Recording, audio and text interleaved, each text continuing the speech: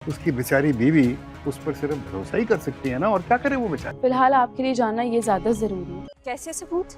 वही जो मैं पुलिस को दिखाऊंगी मुझसे तो तुम पसंदीदा बहू बनने का मौका छीन चुके हो। और सोशल मीडिया पर अपलोड करूँ। तुम इस पर भरोसा कर रही हो? तुम्हें कैसे पता चला कि वहाँ पर क्या हो गया? ताहिर, आपको अपने बेटे पर, अपने खून पे जरा एतबार नहीं? कि वो आपको बदनाम करके हासिल क्या करना चाहती थी। अपने ददयाल का लाडला पोता या पोती तो बनने दो। कफारा की नेक्स्ट एपिसोड में आप लोग देखने जा रहे हैं कि साहिबा की चाल को नाकाम करने के बाद सितारा जब सलार को लेकर घर वापस आती है तो रूम में सलार उसको सफाई देने की बहुत ज्यादा कोशिश करता है कि ऐसा कुछ भी नहीं है जैसा वहाँ पर नजर आ रहा था। मुझे उसने फंसाने की कोशिश की है, उसने मुझे सिर्फ तस्वीरें बनाने के लिए वहाँ पर बुलाया था तो मैं वहाँ पर गया तो उसने ये चाल चली। सितारा कहती है मुझे आप पर एतबार है, आपको मुझे ये सब बताने की जरूरत नहीं है। तो उसके बाद सलार उससे पूछता है कि आपको ये सब कैसे पता चला, तो सितारा बताती है कि कैसे जयानंद गिवी थी और वो माफी भी मांग रहा था। उसके बाद आप ये भी देखेंगे कि ताहिर साहब जब घर वापस आते हैं तो सलार की माँ पूछती है तो ताहिर साहब वहाँ पर सितारा की बहुत तारीफ करते हैं कि सितारा अच्छी लड़की है। तो उसके बाद ताहिर साहब से उसकी बेगम पूछती है कि आपको अपने बेटे पर तबार नहीं, तो ताहिर साहब बताते हैं कि मुझे उस शख्स पर कभी भी तबार नहीं है जो सितारा जैसी अच्छी लड़की को अपनी अना और जिद की खातिर जिसने घर में बीवी बनाकर रखा हुआ है, मैं अपने उस बेटे पर कैसे तबार कर सकता हूँ।